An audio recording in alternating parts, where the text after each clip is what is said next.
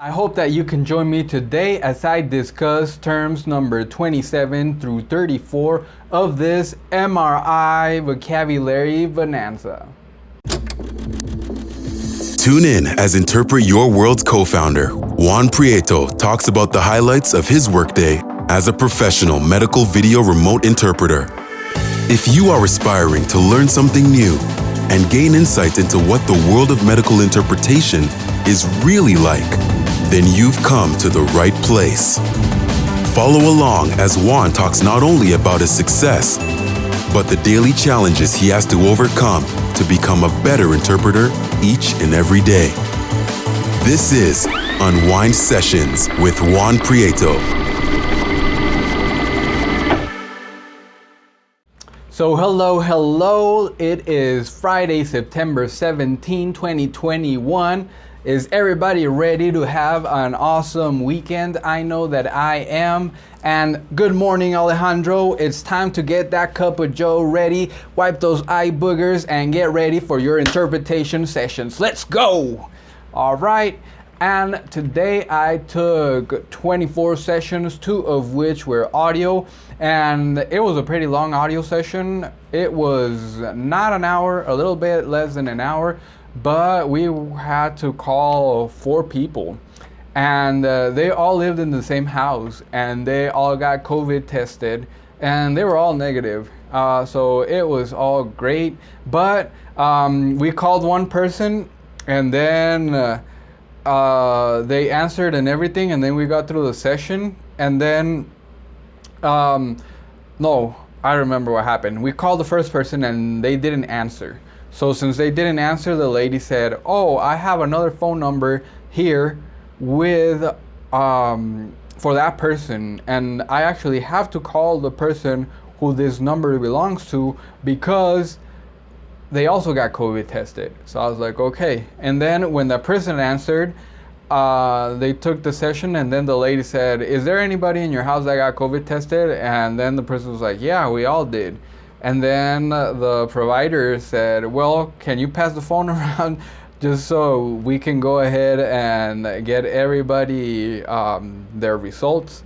And they passed the phone to another person, and they were the provider wanted the phone to go to the next person, the third person, but then the second person said no, they have to call them on their own phone. So we called them on their own phone, and when we called the third person on the phone, they answered, and then when they were done, the lady asked her if there was somebody else, and there was somebody else, the person that we called at the beginning, the first person.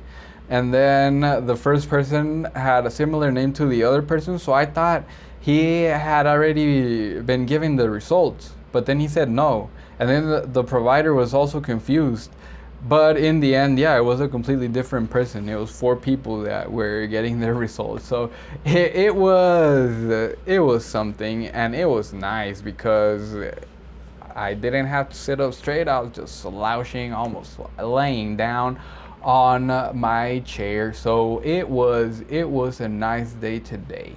All right, and of course it's Friday, so Fridays are always nice for me. And that is the only highlight that I have for today. Other than that, I want to tell you guys a joke that I saw on Facebook, and it goes, how many interpreters does it take to change a light bulb? Any guesses? Anyone care to guess? Just one. But there will be another 30 eager to let him know what they would have done.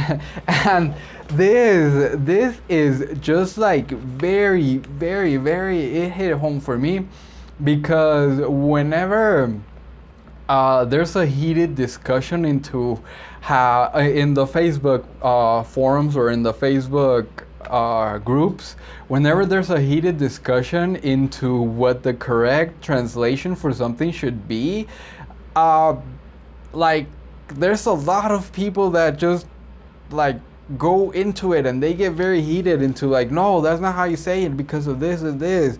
I have a PhD in linguistics, and I've been a medical interpreter for 30 years, and blah blah blah blah blah blah, and they get just so heated. And I mean, I understand it, right? Like people that can be called authorities on the subject. Of course, they are going to want to give their expertise and stuff. But one thing that I notice a lot is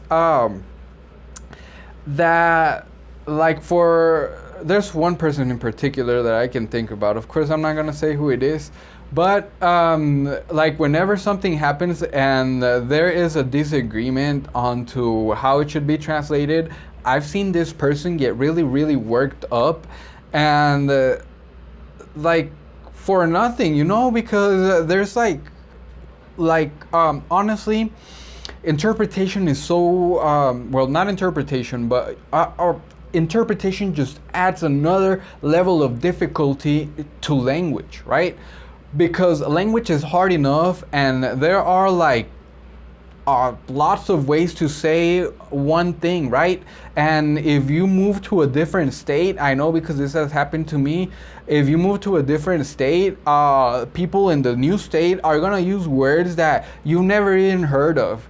There's people that the word dumb could mean like the worst bad word in the world to them. There's people that if you say dumb to them, it'll just like fall off my bald head, right? Well, no, don't say dumb to me. That'll hurt my feelings. All right, but I mean, it's just that language is not really well, of course it's tied to meaning, right? But it's also tied to the personal meaning that each word has for each of us, right? And you know that everything that goes inside of your head is completely different for what goes on inside of another person's head, right? And I'm sure if you lived in different places other than your hometown, or if you've visited places for a very long time, you have experienced this, right? Where somebody tells you something and they use words that you've probably never even heard of, and they use them regularly every day. And then if you live there, well, you have to integrate them into your vocabulary, right? That happened to me when I moved to the Mayan Peninsula, when I moved to Yucatan. Because they use a lot of Mayan there, but they use a lot of words that the Dominican Republicans and the Puerto Ricans use. They use a lot of words like that, and it's not wrong. That is just the richness of language, right? And each of us has a meaning inside of our head for each word, and even though a lot of our definitions for word are similar, like the strength or the connotation or the knowledge that we have about it changes from person to person. So one person could say something and it could mean something completely different to someone else. So that's what I really like about language. That's why I love it. That's why language is something that is very, very beautiful to me. And then if you add the level of interpretation, then it just goes completely bonkers, right? Because what you say in one language, if you say it in another language, because of all the cultural heritage and everything that I explained, right? The connotations and everything that goes into a person's experiences and all of that from language, it could sound completely different once you interpret it. And you might have to change like the literal translation, because literal translation will be something completely different, and you have to translate the idea, right? Remember, as interpreters, we work with ideas, not word for word. So that is something that I really love. And of course, I love finding like those I love finding paradoxes, and I love finding things that that is a paradox, right? Something that will invalidate another thing. So I really love all of that. So that is one of the reasons why I really love language, and I really, really like interpreting because of that, right? If you ask 30 interpreters how to interpret one sentence, you're gonna get 30 different answers, I guarantee you. So of course, we are all certain that there are wrong ways to interpret, right?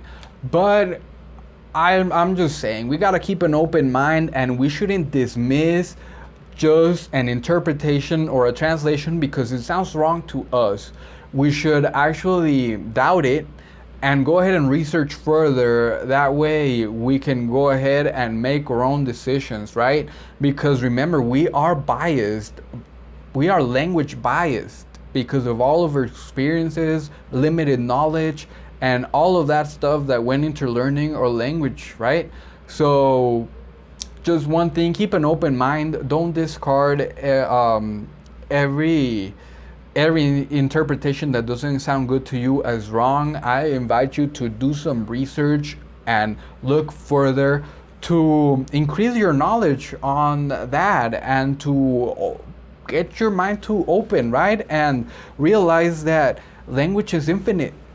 There, of course, there are some finite things, but language is always changing. Language is always evolving. It's not static. So don't rule out or say that something is bad or because it sounds bad to you. Maybe it's good to consult further with other people to see what they think, right? And maybe that'll just give you a little bit more insight, a little bit more knowledge in how to interpret stuff, right? For example, what was it, the word that I didn't know had another definition? Let me just look it up here real quick. Oh no, that was not it, and I forgot it already. Oh, askew. Yeah, askew, I only knew one definition. I didn't know that askew also meant incorrect. So, of course, when the provider told me that sentence, to me, it sounded like a horrible sentence, right? Because my knowledge was limited and it didn't make sense. But that was the correct sentence. So that's why don't dismiss an interpretation because it sounds bad. Let's try and do some research before we tell somebody else how we would have done it, right? Interpreting is art. You're never gonna get the same interpretation twice. Even, and I promise you, even if you have an interpreter interpret the same segment twice, they will never interpret it the same, and I guarantee it.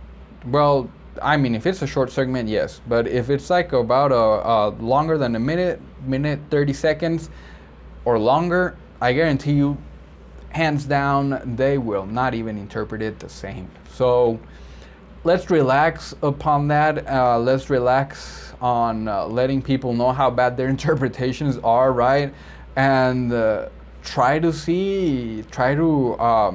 do some research and everything before dismissing an interpretation, all right?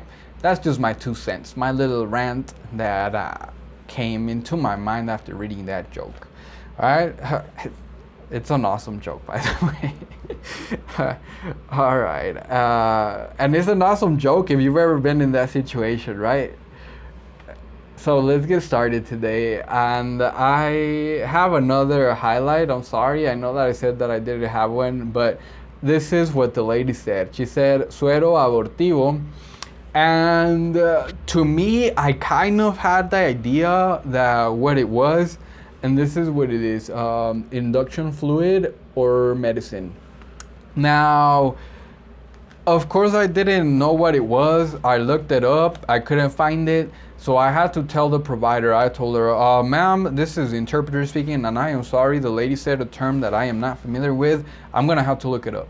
And the provider said, yeah, not a problem. So I went ahead. I looked it up, and I just found abortive fluid. All right, that was the best thing that I could find. And that's what I did, and that's what I told her. And then the doctor understood pretty quickly, and then she said, so they induced your labor. And when the doctor said that, it automatically hit me. Yes, I was correct, and that is what the lady had. So this is my own interpretation, and this is take it with a grain of salt. Let's just put it like that, all right? I'm not an authority on the subject, but I did do a little bit of research, and I am going to give you the definition as well. So if you ever get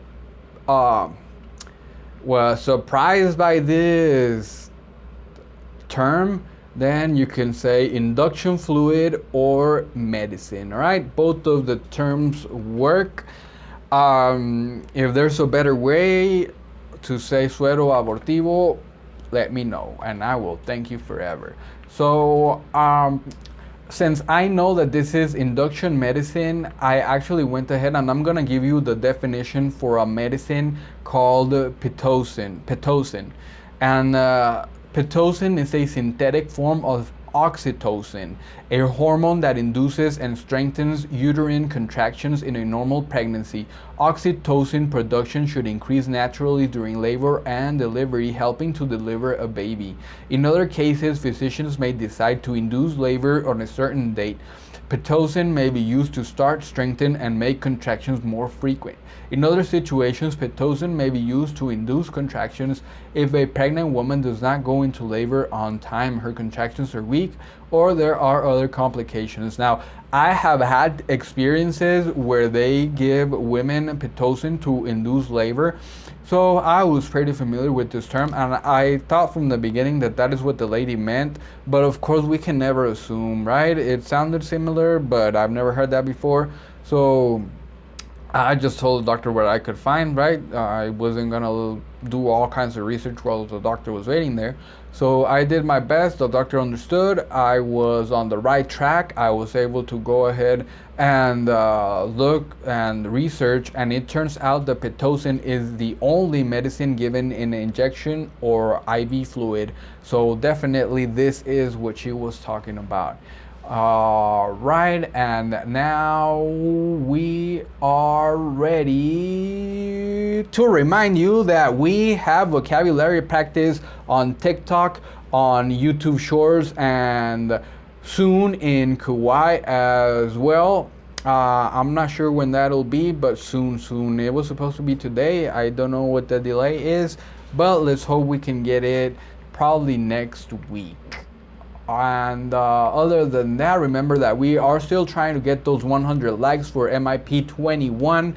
We are letting people add comments on MIP 21. Once MIP 21 reaches 100 likes, we're gonna be picking 2 comments at random. We're gonna send the people who those comments belong to exclusive links to MIP 22 for them to record their interpretations to MIP 22, send them over to us.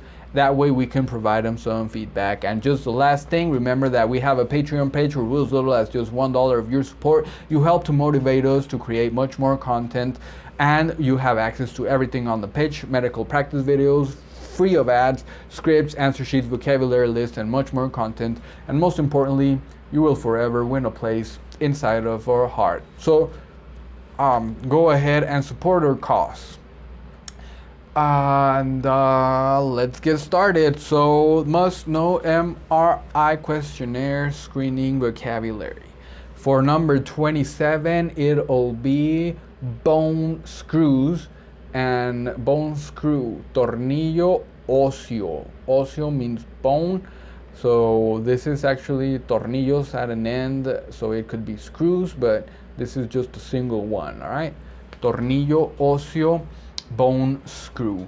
A bone screw, that sounds like a bad word, right? A bone screw is a metal implant inserted into the bone. Screws are used to immobilize fractured bone segments to aid in the healing process and as an adjunct to spine fusion surgery to help and hold implants in place.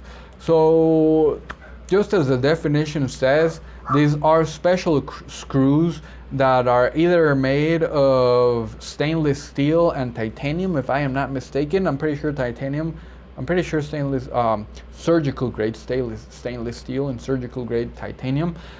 That's what they're made of, and they are used to help joint, not joint, well, yeah, it could be joints, but to make sure that bones are stuck together, right? For example, if a bone breaks and there is like it breaks very bad and they try to put the bone just together with a cast but is not aligning correctly or is not going to align correctly, then what they do is they add a bone plate over it, and then over the bone plate they will put screws to make sure that the bone can heal well and together. And that takes us to our second vocabulary word, which is bone plate or placa de osteosynthesis. Now, I'm not gonna lie, I have never heard that word osteosynthesis in my life, so I guess I've been interpreting it wrong all this time.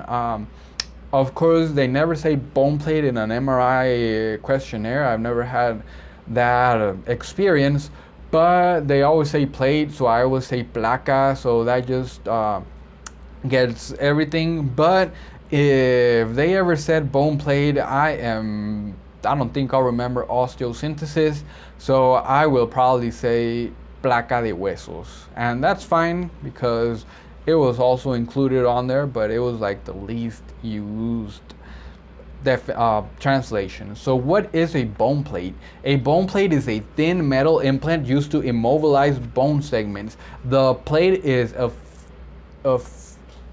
affixed with screws. Shouldn't that be fixed? It's fixed. Affixed. It's a new word for me as well. With screws to properly align the bone and aid in the healing process. In spine surgery, a bone plate may be used to stabilize the fused area and prevent dislodgement of the bone graft. It is used most commonly in cervical fusion surgery in the neck. So, like I explained the other day, and like I explained a few minutes ago, so a plate is just like a metal plate that has like little slots for screws to go in. Like, let's say I broke this, right? And let's say I broke the wrist, because the wrist has a lot more movement. For the most part, whenever somebody breaks a wrist, depending on the situation, they will require either pins or plates and screws, right? So let's say that I have the fracture here. And then it's a fracture that needs plates, because without plates it's not going to heal well. So what they will do is they will make sure that the bone is aligned correctly. They will put a plate over it, and then they will screw the plate in place. That way the bone will heal in the best position possible. And for number 29, this is Kirchner wires, or Kwire, and this is here alambre Kirchner. And the definition for this is a thin metallic wire or pin that can be used to stabilize bone fragments. These wires can be drilled through the bone to hold fragments in place. They can be placed percutaneously through the skin or can be buried beneath the skin. So this is a wire or a pin, like it says. Oh, and before I get into them, I had never heard Kirchner wire in my life before. They never say Kirchner wire in the MRI questionnaires that I've had. They always say just wire. I added Kirchner wire because I had to look it up. I had to do some research to find it, and I just thought that it might be helpful to you guys to actually know this information. So this is just like the same thing, right? But instead of using a plate or using pins or using screws, what they actually do is they will make like wire ties. My dad used to say that wire ties were the Mexican screws. So they're using Mexican screws instead of real screws to hold the thing together. I have no idea why they would prefer to use wire over screws, pins, or plates, but I'm pretty sure that there's a situation that calls for just that. Number 30. Artificial joint or articulación artificial in Spanish. So this is a metal or plastic part that is surgically implanted to replace a natural joint, possibly elbow or wrist, but usually hip or knee. So just as the definition lets you know what this is a joint that was not born, it was not there originally, it was not in the stock fabrication of that model, right? So it's something that was added on, that it's artificial, right? It's not naturally there, right? So they had something went wrong with a joint, and they had to cut that joint out, and they had to put this new joint replacement in. All right, so that is a joint replacement. And yeah, for the most part, it is usually a hip or a knee. Those are the most common replacements that I've had to do sessions for. All right, and for number 31, artificial limb, and in Spanish, prótesis. All right, and people can lose all or a part of an arm or a leg for a number of reasons. Common ones include circulation problems from atherosclerosis or diabetes. Do we remember what atherosclerosis is? That means buildup of plaque inside of a vein or an artery that prevents blood flow, and it's very dangerous. They may cause you to need an amputation, traumatic injuries including from traffic accidents and military combat, cancer, birth defects. If you are missing an arm or a leg, an artificial limb can sometimes replace it. The device, which is called a prosthesis, can help you to perform daily activities such as walking, eating, or dressing. Some artificial limbs let you function nearly as well as before. So I am very sorry, Johan or Joan, if I said that wrong. Hopefully I didn't. If I said it wrong, you can call me out on that. It's just that I didn't understand how I'm supposed to pronounce it. But I looked up the pronunciation, and I'm pretty sure I'm pronouncing it right. If I'm not, let me know. All right, and thank you for letting me know, because of course nobody wants to sound like a fool when they're saying words, right? So thank you. I already said all that. So yeah, an artificial limb is an artificial limb, right? It is a limb that is not original from the body that came in, or yeah, it's not original. It didn't come with the birth of the person, right? And a person could have been born without a hand, and then they could put a prosthesis on the hand, right? Because it's a limb. So our limbs are just this, and our legs, right? Does their head count as a limb? I don't know. I'll have to look into that. But yeah, I mean, we've all seen these artificial limbs, or I'm pretty sure you've seen them. They have legs. They have legs that go below the knee, above the knee, and there are all kinds of them. They have them for sports. They have them for regular day things. They have them to make them look natural. They even have robotic ones, and they are developing exoskeletons and all that stuff. I really love that subject. So definitely something that we are going to see in the future, robotic artificial limbs, like every day, right? I remember one time one of my friends, who is also a part of Interpret Your World, he told me, if in the future they ever start giving people artificial limbs for like to improve or enhance our abilities, would you accept one? And I was like, no, not unless it actually gets cut off and I have to replace it, then yeah. But yeah, I don't know, like, would you do it?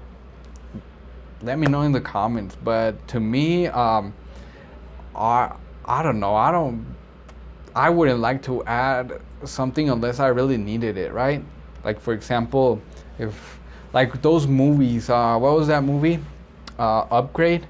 Like that guy, he got upgraded. He didn't even want to, and he had that chip. I don't know if you guys have seen it. Awesome movie. Go ahead and have a look at it so you guys know what I'm talking about. All right, so let's keep going. I don't want to make this video that long, and I am already reaching 30 minutes. We just got 2 more to go, so hang in there, guys. All right, eyelid spring or resorte de párpado. Now this one, I honestly, if you go and look up resorte de párpado in Google, you are not going to get the results you were hoping for. So this is something that I knew it was resorte de párpado because I asked this specific question in one of the Facebook groups, and that's what they told me.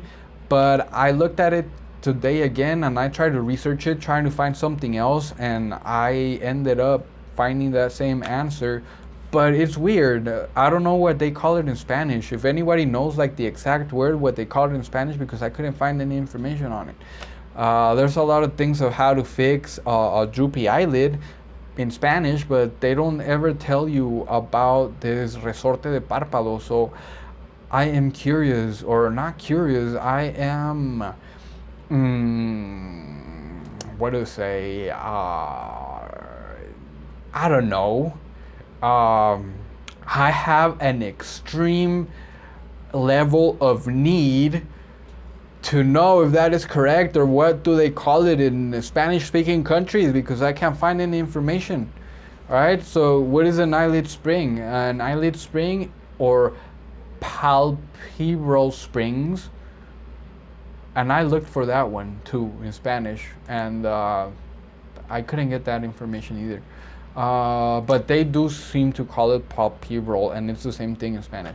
Are small metal springs that, when surgically implanted in the eyelid, restore normal eyelid function in patients with partial or facial paralysis or Bell's palsy.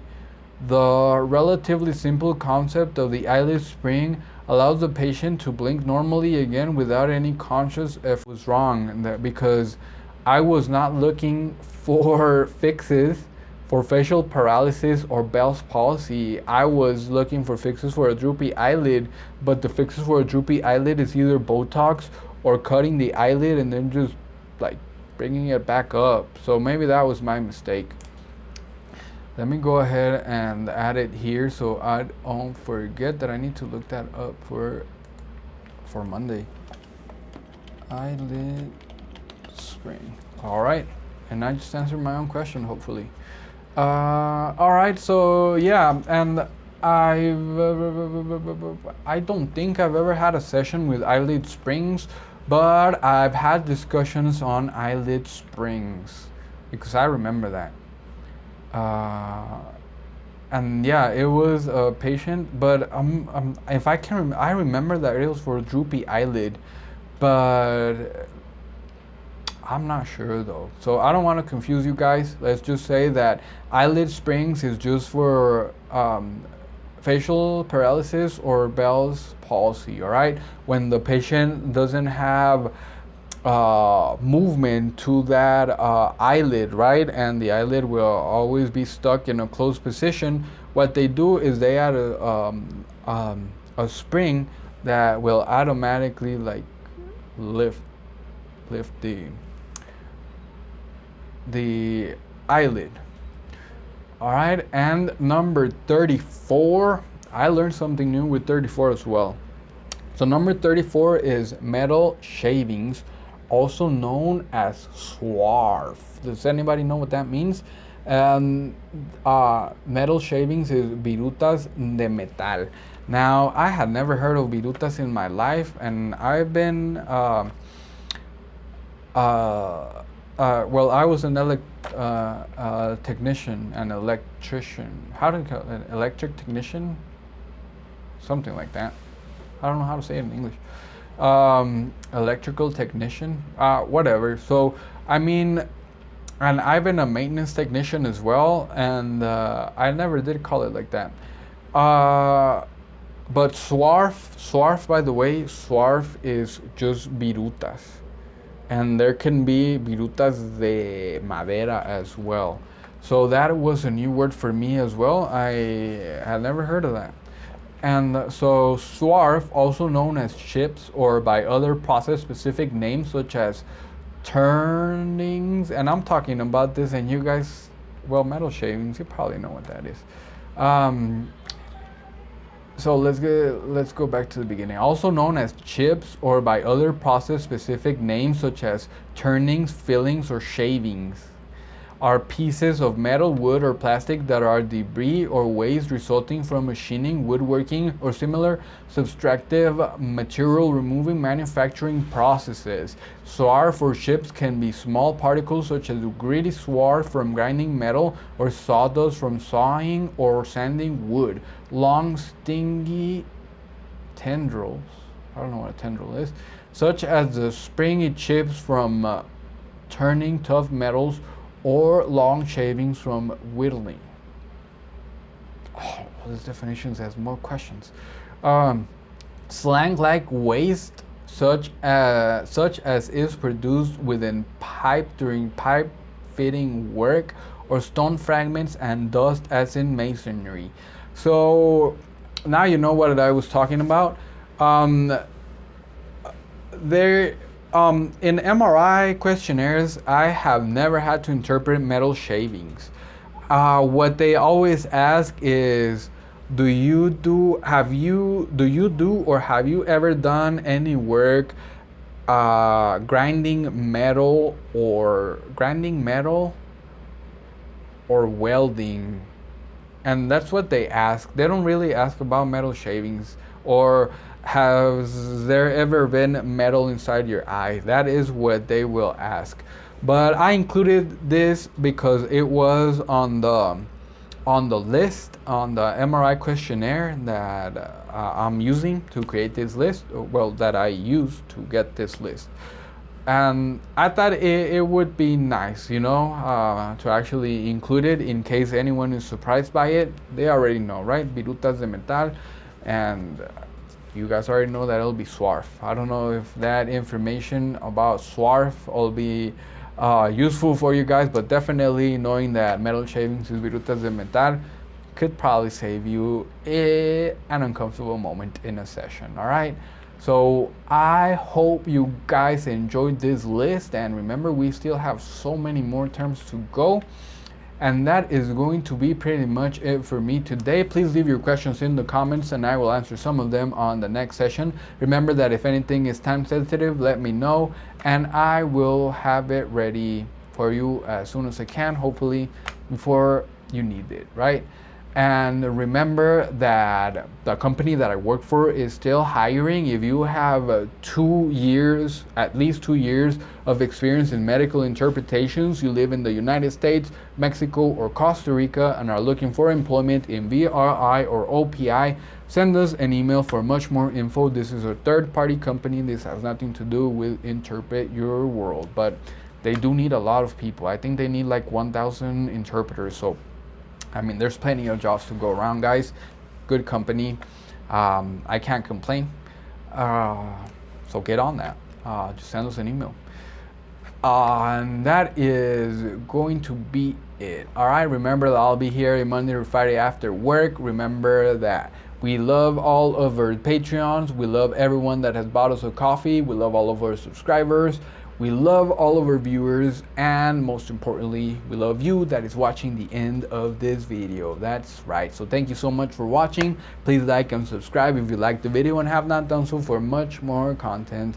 And don't forget to share. Like us on TikTok and YouTube Shorts and Kwire. All right. Happy interpreting. Goodbye. Thanks for listening to this episode of Unwind Sessions. Make sure to subscribe on Apple Podcasts, Spotify, or wherever you listen to your favorite shows. And if you learned something new today, it'd be great if you left us a review. You can also visit us on patreon.com/interpretyourworld or visit our website, interpretyourworld.com. Unwind Sessions. If you like this video, don't forget to smash that like button. Also, share this video with other beginner interpreters or anyone who can benefit from this information. Thank you all so much for all the support you guys have given us. This means the world to us.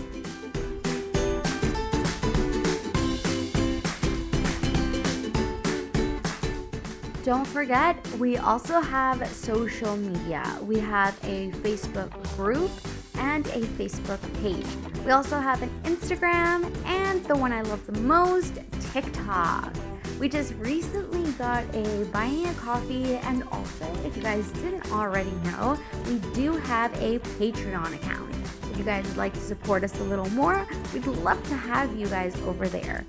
And as always, I will be posting all the links to these pages down below in the description box. Thanks for watching!